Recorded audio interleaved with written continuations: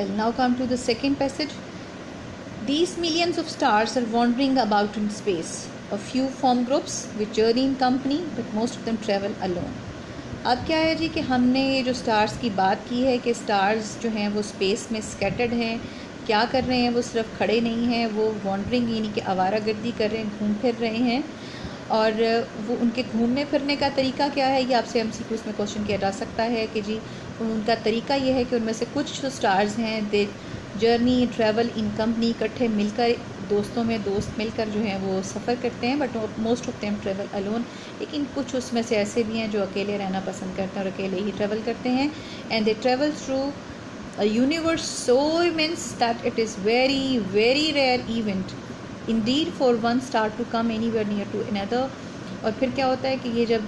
इस बड़ी सारी यूनिवर्स में इतने बड़े स्टार्स हैं तो जाहिर है कि उनको रहने के लिए इतनी बड़ी सारी यूनिवर्स मिली हुई है, और वो इतनी बड़ी यूनिवर्स है कि उसमें ये बहुत ही कम होता है, बहुत रेयर होता है कि कोई एक स्टार जो है वो किसी दूसरे के करीब आ जाए। ये बहुत कम होता है, रेयर होता है, बहुत नायाब है ये बात। For the most part each star makes it's voyage in complete loneliness like a ship on an empty ocean. उसकी मिसाल राइटर ने ये दी है कि जैसे एक खाली समंदर के अंदर एक शिप हो, तो आप अगर उसको देखें तो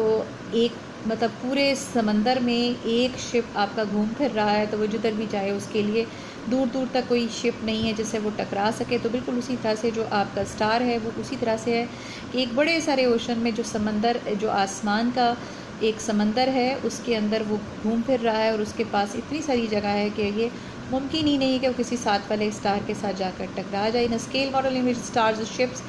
the every shape will be over a million miles from its nearest neighbour. यानी जो करीब तरीन है, आप आसमान की तरफ देखें तो आपको कुछ स्टार्स बड़े करीब करीब लग रहे होते हैं,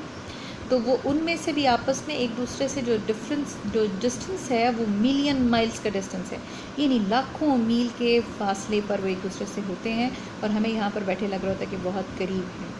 From this it is very easy to understand why a star seldom finds another anywhere near it। अगर आपसे क्वेश्चन किया जाता है कि जी कोई स्टार जो है वो किसी दूसरे से जाकर टकराता क्यों नहीं है, तो आपने उसको आंसर करना है क्योंकि वो एक दूसरे से मिलियन माइल्स के डिस्टेंस पे होते हैं, इसलिए वो एक दूसरे के करीब नहीं आ सकते, एक दूसरे से टकरा नहीं सकते हैं।